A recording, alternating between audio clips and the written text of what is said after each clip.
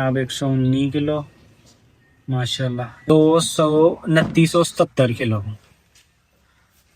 इस महीने खर्चा जो आया वो तुहानू गिन के दसने इस महीने भंडा बहुत ज्यादा पिया 30,000 बिल माइनस 30,000 रुपया जनाब।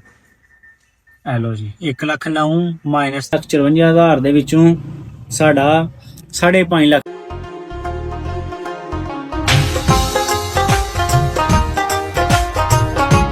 अस्सलामुअलैकुम जी, की हाल है सारे दोस्तों जनाब? ठीक ठाक, उम्मीद करना ठीक होवोगे सारे जनाब। वेलकम बैक तुहाडा दी वीडियो अज दी खास वीडियो। जेडे भरा जनाबे वाला काम करना चाहते ने दुध लई उन्हां लई एस्टीमेट लैके आए हैं इस महीने का। ते इस महीने च किन्ने दा दुध होया, किन्ना खर्चा आया, की निज़ाम बनया, की नहीं। इस दफा विच साडे डंगर भी बीमार हो गए, ओहदी वजह ते दुध थोड़ा घट गया। माल दी खरीददारी भी रोकी 2-4 दिन लई।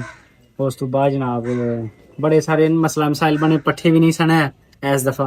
ते इस दफा इस महीने का जो निज़ाम पानी बनया, जो साडा जनाब दुध बनया, तुहाडे भरावां नाल शेयर करने आ। अजे तक असां भी हिसाब कोई नहीं कीता। ते वेखो यह पिछले महीने का हिसाब है, यह उस तो पिछले का हिसाब है। असी कल देन लगे हाँ, पिछली वीडियो तुहां वेख्या होना। वेखो उत्ते नुस्खा दिने हाँ भी मझ नूं इस रजिस्टर दे वर्के ला के ना पा के, तो मुंडे ने गलती नाल जिहदे ते दुध लिखिया ही ना वो वाला वर्का ला लिया, ते वर्का भी फट गया। ते ओहो जेड़ा रहिंदा सी पिया मेरे को पता चला। यकीन कर लो मानी गल है, साडे दोधी ने अज तक हिसाब नहीं कीता। साडे दोधी जेड़ा साडे को दुध खड़दा ना, उन्हें जिंदगी च अज तक साडा दुध नहीं लिखिया ना, उन्हें अज तक साडे कोल बैठ के हिसाब कीता। असां ही दुध खड़ना, उन्हें दुध लाई आना, असां ही दुध लिखना। मानी गल अज तक उन्हें भी नहीं पुछया जनाब आओ हाँ मेरे कोल बैठ के हिसाब करो। जिंदगी च उन्हें अज तक साडे को हिसाब नहीं लिया। उन्होंने सिर्फ महीने दे महीने वादा छड़ना, शाह जी इस महीने इन्ने किलो आ जे कि अलहमदुलिल्लाह इन्ना तमादो करदा, इन्ना तबारू करदा। क्यों करदा? क्योंकि अज तक वो पैड़ा नहीं चले। वो एग्रीमेंट होया, उन्हें कहा जनाब तुहां दुध मैनू देना ते बकाया चीज़ां तुहाडे ते डिपेंड करदियां। उन्होंने पता है साडा दुध किस तरह हुंदा वंडे वाला, अलहमदुलिल्लाह पानी ते कोलों दी संघाई दा भी नहीं। ते उस बाद हिसाब दा भी है तुहाडे सामने। आओ हम बवो उत्थे सारे भरा जनाब नाले हिसाब करने, नाले तुहानू दस दिंदे आ कि इस महीने किन्ना होने लगा है। खर्चा है भाई, कुर्सी ले ला मैं समोर से यार, ले ला कुर्सी में मैं ना नो बिस्मिल्लाह दी बरकत। इस महीने ना बहुत ज्यादा खर्चा बहुत ज्यादा आया है डंगरां दा ना। पट्ठे नहीं, पट्ठे सड़ गए, मतलब सीधा ना उल्ट होया हुण ओदी वजह तो ना। ऐ वेखो जनाब, ऐ वेख लो एक दफा फिर फेक ते नहीं। ते शुरू भी करना वेखो अक्तूबर 2025 उत्ते लिखे अक्तूबर का ही महीना है ना 10वां। बिस्मिल्लाह पढ़ के शुरू करिए। पिछले महीने का बहुत अच्छा दुध सी, लेकिन यह कि पिछले महीने पट्ठे खाने इस दफा कट्ठे कोई नहीं। चलो जी पहली तरीक ने 115 किलो, दूसरी जनाब 119 किलो माशाल्लाह 119, तीन नो जनाब 116, 110, 116 जमा 112 जमा 114 जमा 114 जमा 114 जमा 11 118 जमा 118 जमा 88। इन्हां दिनां दे विच ना साढ़ा माल बीमार ही ते मज्जां दी खरीददारी बिल्कुल रोकी दी है। जिन्हां दिनां दे 5 तो 6 दिन होने जेह्ड़े आन लगे ने। 88 जमा फिर 88 जमा फिर 88 जमा 97 जमा जनाब 79 जमा जनाब 68 जमा 70 जमा 82। इत्थों फिर असां माल की खरीददारी शुरू कर ली ना। इस तो दुध वधेआ ना, फिर उन्होंने दिनों असां वेख्या होना किन्नियां किन्नियां मज्जां इस महीने आईयां हैं। फिर उत्थों जनाब साढ़ा दुध होया 132, 117, 168 किलो, जिदन विच 22 मईयां हन कोल। फिर जनाब 188, 153 उदों साड़ियां मज्जां विकणियां माशाल्लाह होईयां शुरू।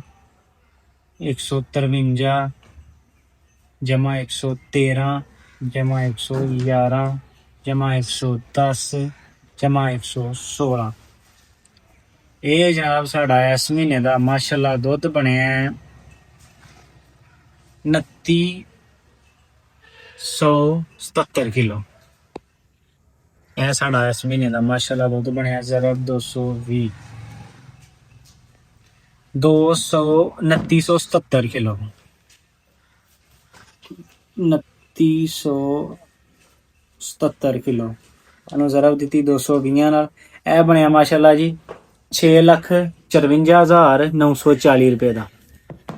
6,54,940 ਰੁਪਏ ਟੋਟਲ ਅਸ਼ਾਰਾਂ ਦਾ ਇਸ ਮਹੀਨੇ ਦਾ ਸਵੇਰ ਸ਼ਾਮ ਦਾ ਦੁੱਧ ਬਣਿਆ।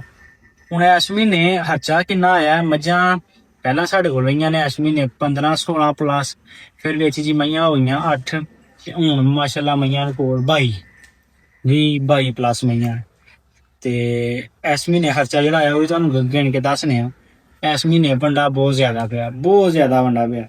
2000 ਦਾ ਵੰਡਾ ਅਸੀਂ ਸੁਬਾਹ ਪੈਨੇ ਹਾਂ ਡੰਗਰਾਂ ਲਈ, ਕਿਉਂਕਿ ਪੱਠੇ ਬਿਲਕੁਲ ਐਨੇ ਹਨ, ਤੇ 2000 ਦਾ ਵੰਡਾ ਅਸੀਂ ਸ਼ਾਮ ਲਈ ਪੈਨੇ ਹਾਂ ਡੰਗਰਾਂ ਲਈ। 2 ਟਾਈਮ ਵੰਡਾ ਪਾਣੇ ਹੈ ਨਹੀਂ ਕਿ 4000 ਰੁਪਏ ਦਾ ਰੋਜ਼ ਵੰਡਾ ਸੀ। 4000 ਨੂੰ ਜ਼ਰਾ ਦਵੋ 1,20,000 ਦਾ ਸਿਰਫ ਵੰਡਾ ਸੀ। 1,20,000 ਰੁਪਏ ਦਾ ਵੰਡਾ ਹੋ ਗਿਆ। ਉਸ ਤੋਂ ਬਾਅਦ ਜਨਾਬ 10,000 ਰੁਪਏ ਦੇ ਨਾਲ ਰੋਜ਼ ਪੱਠੇ ਲਿਆਈਦੇ ਹਨ ਟੋਕੇ ਤੋਂ। 10,000 ਦੇ ਡੇਲੀ ਪੱਠੇ ਆਉਂਦੇ ਹਨ 22 ਮੱਝਾਂ ਲਈ। ਤੇ ਉਹ ਸਵੇਰੇ ਵੀ ਵਿੱਚ ਥੋੜੇ ਰਲਾ ਲਈਦੇ ਹਨ, ਦੁਪਹਿਰੀ ਤੇ ਸ਼ਾਮੀ ਵੀ ਰਲਾ ਲਈਦੇ ਹਨ। ਉਹ ਜਨਾਬ 3 ਜ਼ਰਬ 10, ਇਹ ਜਨਾਬ ਯਾਰ 3.5 ਲੱਖ ਰੁਪਏ ਦੇ ਪੱਠੇ ਆਏ ਨੇ ਇਸ ਮਹੀਨੇ ਦੇ ਵਿੱਚ, ਜਿਹੜੇ ਡੰਗਰਾਂ ਨੂੰ ਪਾਏ ਨੇ। ਰੋਜ਼ 10,000 ਦੀ 800 ਰੁਪਏ ਮਣ ਮਕਈ ਸੀ, ਤੇ ਜਨਾਬ 2500 ਰੁਪਏ ਦਾ ਕਿਰਾਇਆ ਲੱਗਦਾ ਸੀ ਡੇਲੀ ਦਾ। ਯਾਨੀ ਕਿ 10,000 ਰੁਪਏ ਦੇ ਪੱਠੇ ਬਣਦੇ ਹਨ। 3 ਲੱਖ ਦੇ ਪੱਠੇ ਆ ਗਏ ਜਨਾਬ। ਉਸ ਤੋਂ ਬਾਅਦ ਕੋਈ 35,000 ਦੀ ਤੂੜੀ ਖਾ ਗਈਆਂ ਨੇ ਸਾਡੀਆਂ ਮੱਝਾਂ ਇਸ ਮਹੀਨੇ ਦੇ ਵਿੱਚ, 35,000 ਦੀ ਤੂੜੀ। ਉਸ ਤੋਂ ਬਾਅਦ ਜਨਾਬ 60,000 ਰੁਪਇਆ ਬੰਦੇ ਦਾ, ਰੋਟੀ ਹਰ ਚੀਜ਼ ਪਾ ਕੇ 60,000 ਰੁਪਇਆ ਬੰਦੇ ਦਾ ਖਰਚਾ ਗਿਆ ਜਨਾਬ। ਉਸ ਤੋਂ ਬਾਅਦ ਬਿਜਲੀ ਦਾ 30,000 ਰੁਪਇਆ ਬਿੱਲ ਆਇਆ ਇਸ ਦਫਾ। ਇਹ ਲੋ ਜੀ 30,000 ਹੈ ਵੀ ਗਿਆ। ਹੋਰ ਜਿਹੜੇ ਛੋਟੇ ਮੋਟੇ ਡਾਕਟਰ ਵਗੈਰਾ ਨੂੰ ਅੱਗੇ ਪਿੱਛੇ ਦਿੱਤੇ ਉਹਨਾਂ ਦਾ ਤੁਸੀਂ 30-40,000 ਰੁਪਇਆ ਉਹਨਾਂ ਦਾ ਕਰ ਲਵੋ। ਤੁਸੀਂ 30,000 ਰੁਪਇਆ ਕਰ ਲੈਣੇ, ਕਿਉਂਕਿ ਮੱਝਾਂ ਵੀ ਬਹੁਤ ਜ਼ਿਆਦਾ ਬਿਮਾਰ ਰਹੀਆਂ ਡੇਲੀ ਬੇਸ ਤੇ ਡਾਕਟਰਾਂ ਦਾ। ਹੁਣ ਜਨਾਬ 6,54,940 ਦੇ ਵਿੱਚੋਂ ਤੁਸੀਂ ਮਾਈਨਸ ਕਰਨੇ ਨੇ 1,20,000 ਸਿੱਧਾ ਤੁਹਾਡਾ ਗਿਆ ਇਹਦਾ ਵੰਡੇ ਦਾ। ਮਾਈਨਸ ਹੋ ਗਏ 3 ਲੱਖ ਰੁਪਏ ਦੇ ਪੱਠੇ, 2,34,000 ਪਿੱਛੇ ਬਚਿਆ।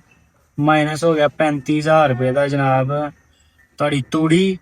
ਮਾਈਨਸ ਹੋ ਗਿਆ ਜਨਾਬ 60,000 ਰੁਪਇਆ ਬੰਦੇ ਦੀ ਤਨਖਾਹ ਦੇ ਕੇ ਪਿੱਛੇ। 30,000 ਰੁਪਏ ਦਾ ਕੀ ਖਾਦਾ ਸੀ ਨਾ, 30,000 ਬਿੱਲ ਮਾਈਨਸ 30,000 ਰੁਪਇਆ ਜਨਾਬ। ਹੈਲੋ ਜੀ 1,09,000 ਮਾਈਨਸ 30,000 ਰੁਪਇਆ ਡਾਕਟਰ। 79,000 ਰੁਪਇਆ ਜਨਾਬ ਸਿਰਫ ਪਿੱਛੇ ਬਚਿਆ ਜੇ 79। ਉਸ 79 ਦੇ ਵਿੱਚੋਂ ਵੀ ਛੋਟੇ ਮੋਟੇ ਅਖਰਾਜਾਤ ਬਹੁਤ ਜ਼ਿਆਦਾ ਕੱਢ ਲਵੋ ਤੁਸੀਂ। ਯਾਨੀ ਕਿ ਇਸ ਮਹੀਨੇ ਦੇ ਵਿੱਚ ਕੋਈ ਬੱਚਤ ਨਹੀਂ ਹੋਈ ਹੈ ਦੁੱਧ ਦੇ ਕੰਮ ਦੇ ਵਿੱਚੋਂ। ਕਿੰਨੀ ਇਨਵੈਸਟਮੈਂਟ ਕੀਤੀ ਸੀ?